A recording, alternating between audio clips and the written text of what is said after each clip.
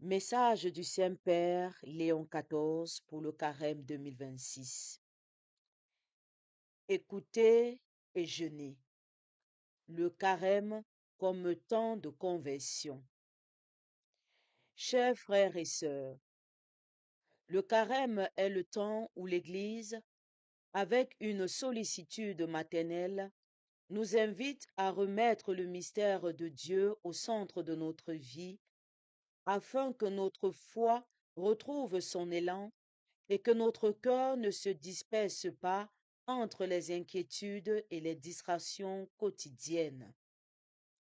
Tout cheminement de conversion commence lorsque nous nous laissons rejoindre par la parole et que nous l'accueillons avec docilité d'esprit. Il existe donc un lien entre le don de la parole de Dieu, l'espace d'hospitalité que nous lui offrons et la transformation qu'elle opère. C'est pourquoi le cheminement du Carême devient une occasion propice pour prêter l'oreille à la voix du Seigneur et renouveler la décision de suivre le Christ en parcourant avec lui le chemin qui monte à Jérusalem où s'accomplit le mystère de sa passion, de sa mort et de sa résurrection. Écoutez, cette année, je voudrais attirer l'attention en premier lieu, sur l'importance de laisser place à la parole à travers l'écoute, car la disposition à écouter est le premier signe par lequel se manifeste le désir d'entrer en relation avec l'autre. Dieu lui-même, en révélant à Moïse depuis le buisson Adam, montre que l'écoute est un trait distinctif de son être. J'ai vu la misère de mon peuple qui est en Égypte et j'ai entendu ses cris. Exode chapitre 3, verset 7. L'écoute, l'écoute du cri de l'opprimé est le début d'une histoire de libération dans laquelle le Seigneur implique également Moïse en l'envoyant ouvrir une voie de salut à ses enfants réduits en esclavage. Un Dieu engageant nous rejoint aujourd'hui avec des pensées qui font vibrer son cœur. Pour cela, l'écoute de la parole dans la liturgie nous éduque à une écoute plus authentique de la réalité. Parmi les nombreuses voies qui traversent notre vie personnelle et sociale, les saintes écritures nous rendent capables de reconnaître celles qui s'élèvent de la souffrance et de l'injustice, afin qu'elle ne reste pas sans réponse. Entrer dans cette disposition intérieure de réceptivité, c'est se laisser instruire aujourd'hui par Dieu, à écouter comme lui, jusqu'à reconnaître que la condition des pauvres est un cri qui, dans l'histoire de l'humanité, interpelle constamment notre vie, notre société, nos systèmes politiques et économiques et, enfin et surtout, l'Église. Jeûner.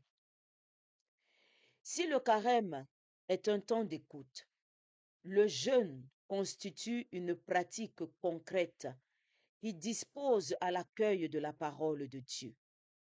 L'abstinence de nourriture est, en effet, un exercice ascétique très ancien et irremplaçable dans le chemin de conversion.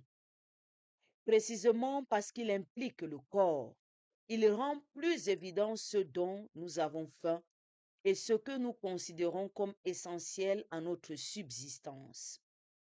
Il sert donc à discerner et à ordonner les appétits, à maintenir vigilants la faim et la soif de justice en les soustrayant à la résignation, en les éduquant pour qu'ils deviennent prière et responsabilité envers le prochain.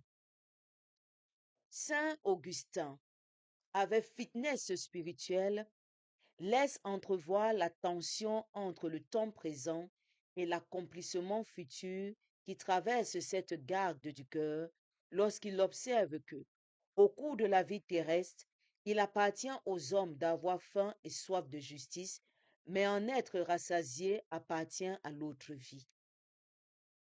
Les anges se rassasient de ce pain, de cette nourriture. L'homme, en revanche, en ont faim. Ils ont tous tendu vers le désir de celui-ci. Cette tension dans le désir dilate l'âme, augmente sa capacité. Le jeûne, compris dans son sens, nous permet non seulement de discipliner le désir, de le purifier, de le rendre plus libre, mais aussi de l'élargir de manière à ce qu'il se tourne vers Dieu et s'oriente à accomplir le bien. Cependant, pour que le jeune conserve sa vérité évangélique et échappe à la tentation d'enorgueillir le cœur, il doit toujours être vécu dans la foi et l'humilité. Cela exige de rester enraciné dans la communion avec le Seigneur parce que personne ne jeûne vraiment s'il ne sait pas se nourrir de la parole de Dieu. En tant que signe visible de notre engagement intérieur à nous soustraire, avec le soutien de la grâce, au péché et au mal, le jeûne doit également inclure d'autres formes de privation visant à nous faire acquérir un mode de vie plus sombre, car c'est l'austérité seule qui rend authentique et forte notre vie chrétienne.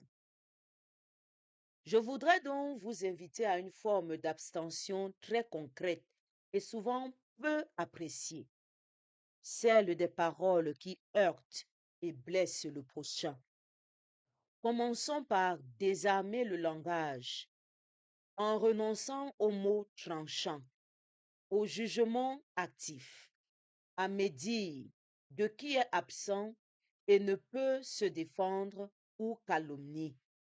Efforçons-nous plutôt d'apprendre à mesurer nos paroles et à cultiver la gentillesse, au sens de la famille, entre amis, dans les lieux de travail, sur les réseaux sociaux, dans les débats politiques, dans les moyens de communication, dans les communautés chrétiennes. Alors, nombre de paroles de haine laisseront place à des paroles d'espoir et de paix. Ensemble. Enfin, le carême met en évidence la dimension communautaire de l'écoute de la parole et de la pratique du jeûne. L'Écriture souligne également cet aspect de nombreuses façons. Par exemple, lorsqu'elle raconte dans le livre de Néhémie que le peuple se rassembla pour écouter la lecture publique du livre de la loi et, pratiquant le jeûne, se disposa à la confession de foi et à l'adoration afin de renouveler l'alliance avec Dieu. De même, nos paroisses, les familles, les groupes ecclésiaux et les communautés religieuses sont appelés à accomplir pendant le carême un cheminement commun dans lequel l'écoute de la parole de Dieu, tout comme celle du cri du pauvre, des pauvres et de la terre, deviennent une forme de vie commune et dans lequel le jeûne soutienne une authentique repentance. Dans cette perspective, la conversion concerne, outre la conscience de chacun, le style des relations, la qualité du dialogue, la capacité à se laisser interroger par la réalité et à reconnaître ce qui oriente véritablement le désir, tant dans nos communautés ecclésiales que dans l'humanité assoiffée de justice et de réconciliation. Bien-aimés, demandons la grâce d'un baptême qui rende notre oreille plus attentive à Dieu et aux plus démunis.